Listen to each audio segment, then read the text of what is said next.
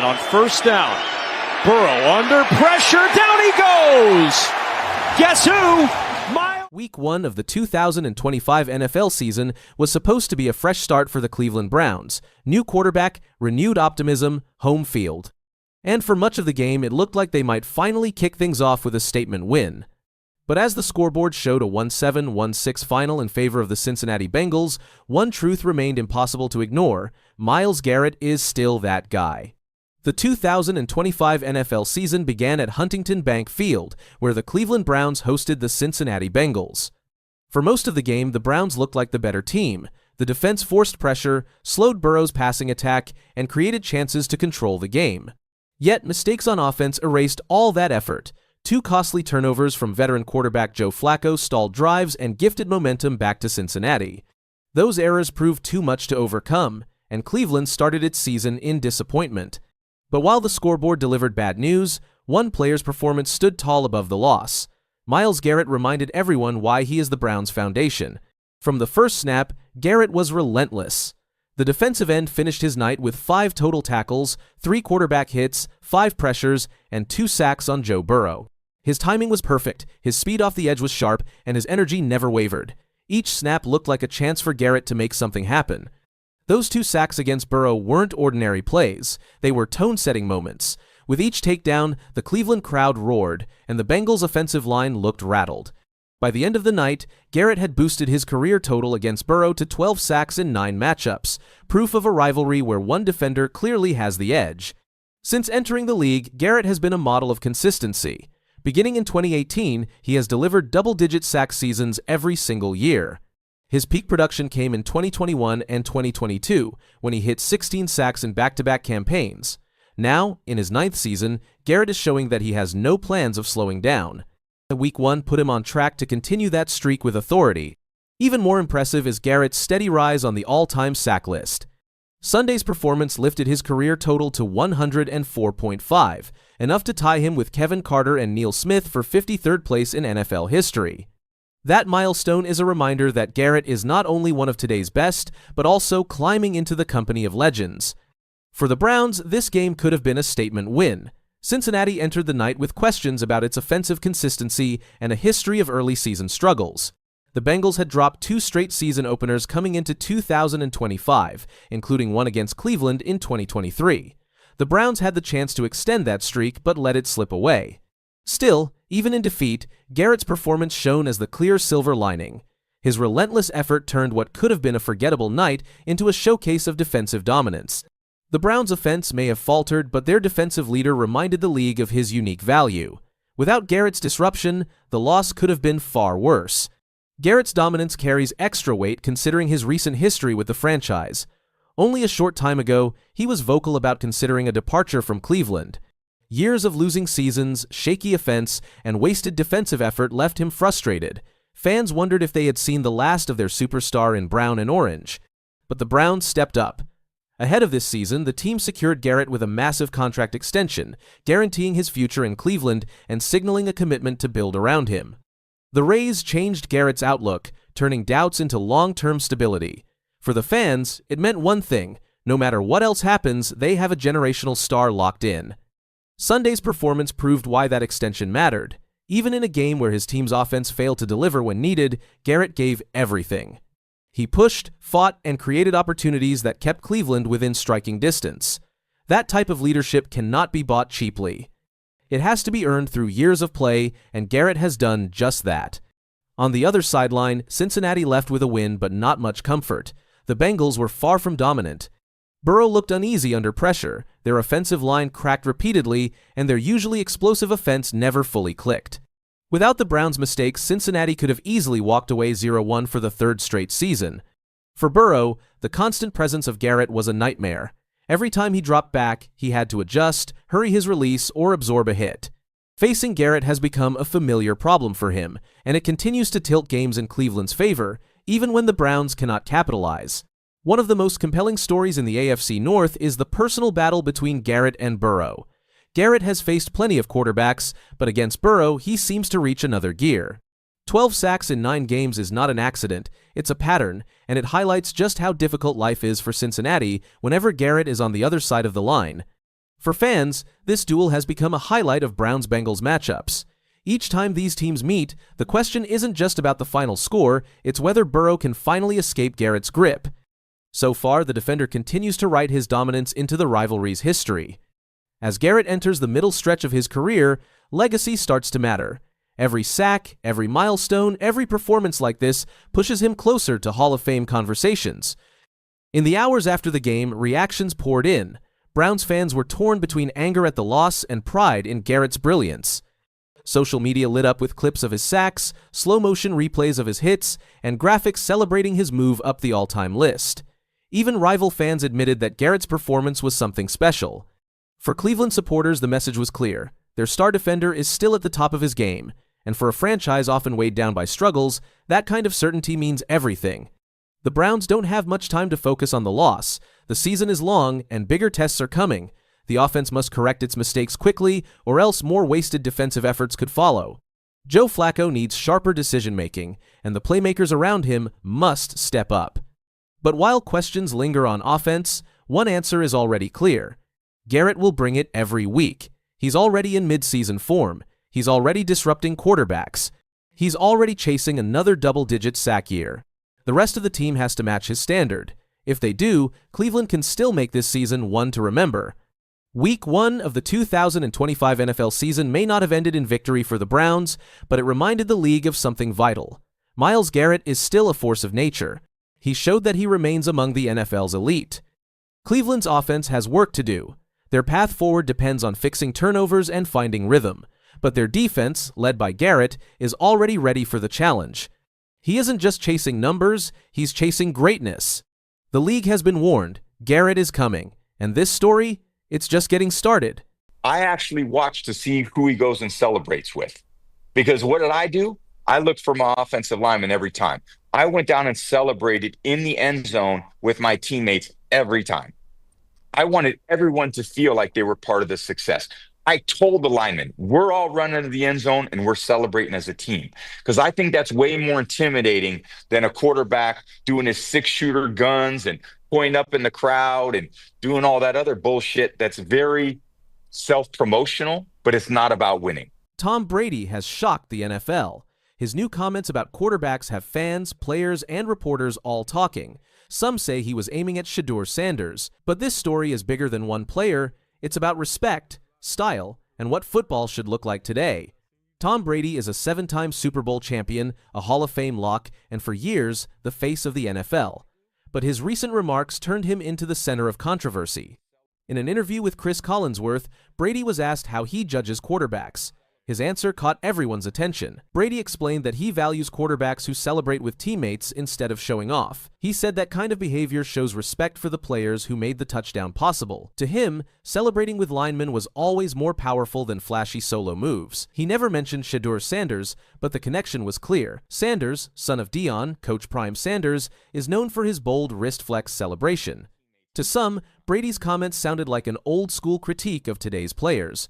To others, it felt deeper, a shot at young black quarterbacks who bring personality and branding to the game. Brady's critique came during Monday's sit-down with Collinsworth. He said he watches quarterbacks closely, not just how they throw, but how they act after scoring.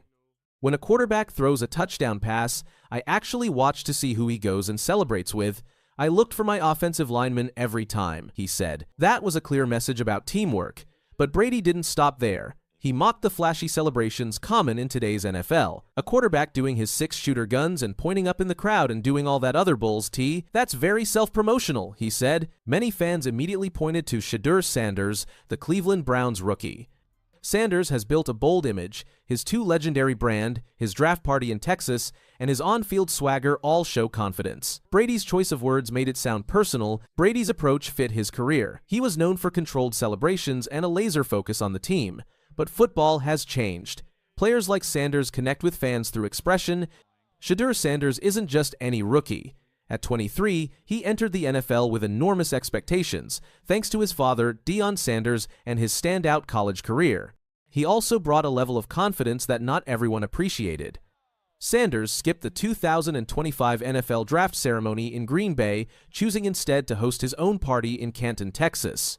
He arrived wearing his own brand, too legendary, and surrounded himself with family, friends, and fans. That same swagger shows up on the field.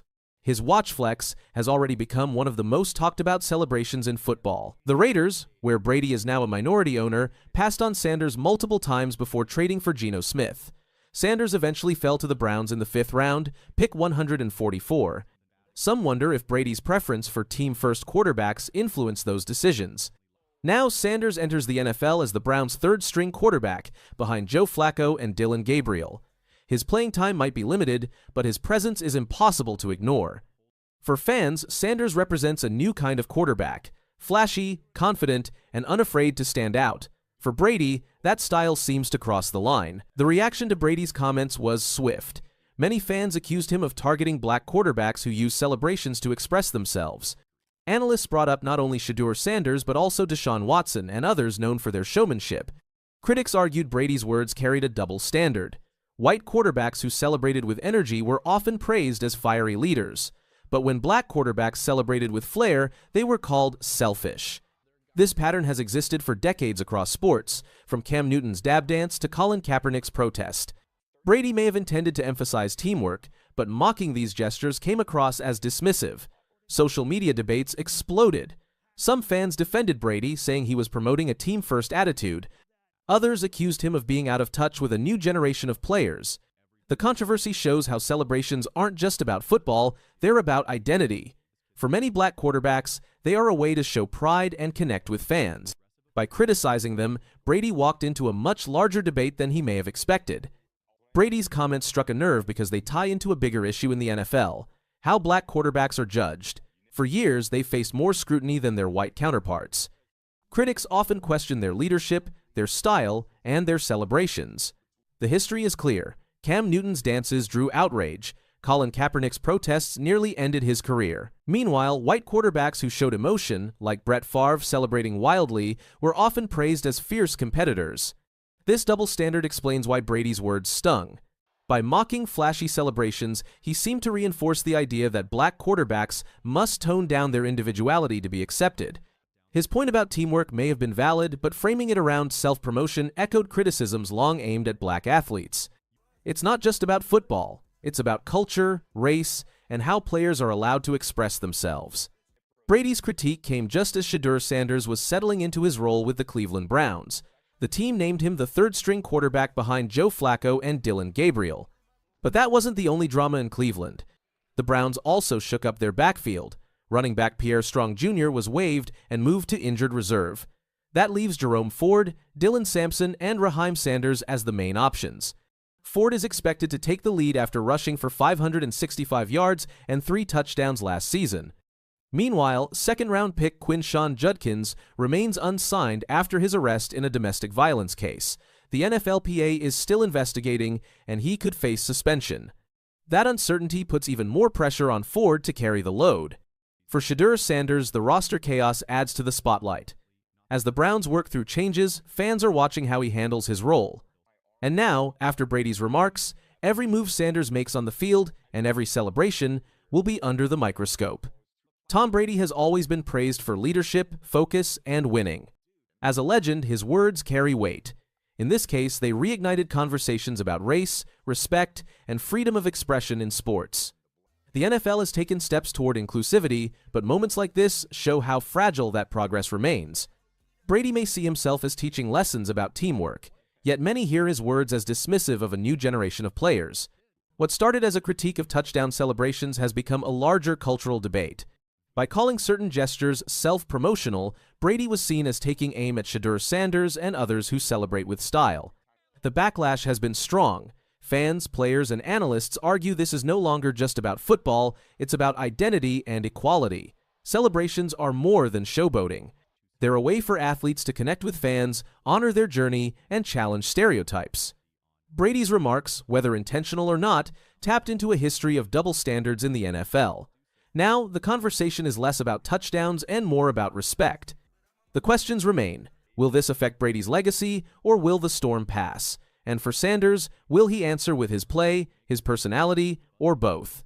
One thing is certain: The debate sparked by Brady's words will shape how fans and players view not only him, but the culture of the game itself.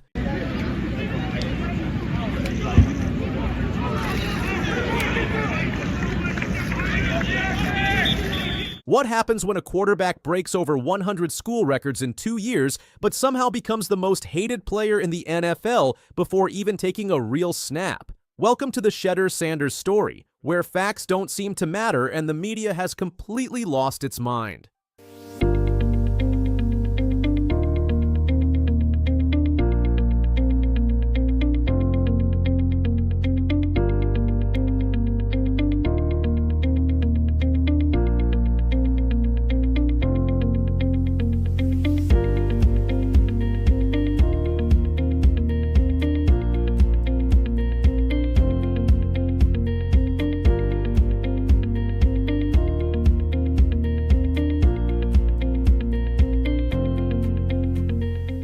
Let's start with what actually happened in April. Shedeur Sanders was supposed to go first overall. ESPN had him there. Draft experts had him there. Then something weird happened. He didn't go first. He didn't go in the first round at all. He fell all the way to pick 144 in the 5th round. Skip Bayless called this the most stunning and disgusting development in NFL draft history. Even President Trump got involved, questioning if NFL owners are stupid and saying Sanders should be picked immediately. Former Congressman Jamal Bowman said the NFL doesn't like Sanders because he wears gold chains and talks like a rapper. Stephen A. Smith compared it to the Colin Kaepernick situation. One fan was so mad they filed a $100 million lawsuit against the NFL claiming racial discrimination. Now you might think all this drama is just noise, but when you look at what Sanders actually did in college, it becomes impossible to ignore. At Colorado, Sanders broke over 100 school records. Not 10, not 50, over 100. In just 2 years, he led the team to their best record in almost a decade, their first bowl game in 5 years. He finished top 5 in Heisman voting. He won the John Unitas Golden Arm Award. These aren't opinions, these are facts. But somehow, the same media people who were calling him a first-round talent a year ago are now acting like he can't play. Dan Orlovsky had him projected in the first round. Now those same analysts are quiet. Let's talk about what's happening in Cleveland right now. The Browns have created the most confusing quarterback situation in the NFL. They signed 40-year-old Joe Flacco as their starter. They drafted Dylan Gabriel in the 3rd round. They took Sanders in the 5th. They traded for Kenny Pickett, then traded him away. They signed Tyler Huntley, then cut him the next day. Assistant GM Catherine Hickman recently talked to reporters about both rookies. When asked about Gabriel, she couldn't stop praising him. She said Gabriel has been super impressive on and off the field and is extremely mature, professional. She talked about his process and how much the team loves working with him. Then they asked about Sanders. Suddenly, her tone changed completely. She said it's a tough question to talk about his outlook. She mentioned it's a super small sample size and they need to continue to be intentional with his plan. Yeah, it's actually a great question, Daryl. That's what makes our job fun and hard. I'd say I'd just go back to like the plan that we have in place for these guys when it comes to developing is acquiring as many valuable data points we can. Now we know these things take time. So what is that going to look like at the end of the year? I don't have a crystal ball to tell you, and I don't do well with hypotheticals, but I will say that every opportunity we will have to evaluate them, we will take. None of them is going to take, a back seat in how we plan and program for them with the reps that we have. And then from there, we'll see what the spring brings, and we'll evaluate all possibilities like we always do. Same team, same front office, 2 totally different responses. Let's look at the actual numbers from preseason. Gabriel completed 25 of 37 passes for 272 yards, 1 touchdown, and 1 interception. That's a 67.6% completion rate. Sanders completed 17 of 29 passes for 152 yards and 2 touchdowns with 0 interceptions. That's 58.6% completion. On the surface, Gabriel looks better. But here's what nobody wants to talk about. Gabriel played with the first and second team players. Sanders played with guys who got cut the next day. In the final preseason game, Sanders played the entire second half. He took 5 sacks. 4 of his 5 possessions were 3 and outs. But here's the crazy part. 4 of the 5 offensive linemen protecting him got waived the next day. 4 out of 5. When Tony Rizzo brought this up on ESPN Radio, analyst Tony Grossi said it mean anything to you. Boy, it No. means something to you. It means something to you if Dylan Gabriel was